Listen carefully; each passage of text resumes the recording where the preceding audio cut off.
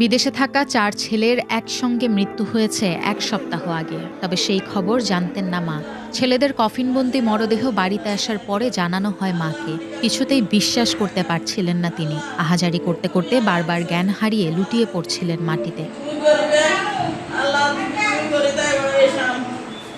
২০ মে সকালেই দৃশ্য দেখা যায় চট্টগ্রামের রাঙ্গুনিয়ার লালানগর বন্ধরাজপাড়ায়। ১৩ মে মধ্যপ্রাচ্যের দেশ ওমানে গাড়ির ভেতর থেকে উদ্ধার করা হয় এই পাড়ারই বাসিন্দা ৪ ভাইয়ের মরদেহ। ২০ মে সকাল ৭টায় ৪ জনের মরদেহ বাড়িতে নিয়ে আসা হয়। এর আগে ১৯ মে রাত ৯টার দিকে ঢাকায় শাহজালাল আন্তর্জাতিক বিমানবন্দরে পৌঁছে কফিনবন্দি মরদেহগুলো। মারা যাওয়া ৪ ভাই হলেন শাহিদুল ইসলাম, সিরাজুল ইসলাম, শহীদুল ইসলাম ও রাশেদুল ইসলাম। সকালে রাঙ্গুনিয়ার বাড়িটিতে গিয়ে চারপাশে কয়েকশো মানুষের ভিড় দেখা যায়। কেউ কাঁদছেন, কেউ আবার মারা যাওয়া ৪ জনের স্মৃতিচারণায় ব্যস্ত।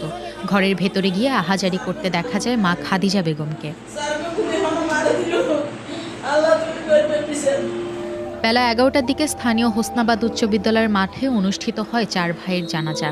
এতে ইমামতি করেন তাদের বেঁচে থাকা একমাত্র ভাই হাফেজ মোহাম্মদ এনাম। জানাজায় কয়েক হাজার মানুষ অংশ নেন। পরে কবরস্থানে পাশাপাশি শায়িত করা হয় ৪ ভাইকে।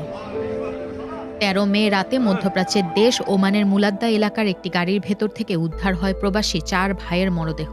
রয়্যাল ওমান পুলিশের ধারণা, গাড়ি চালু থাকা অবস্থায় এসির এক্সজস্ট থেকে নির্গত কার্বন মনোক্সাইড গ্যাসে শ্বাসগ্রহণের ফলে ওই ৪ জনের মৃত্যু হয়েছে।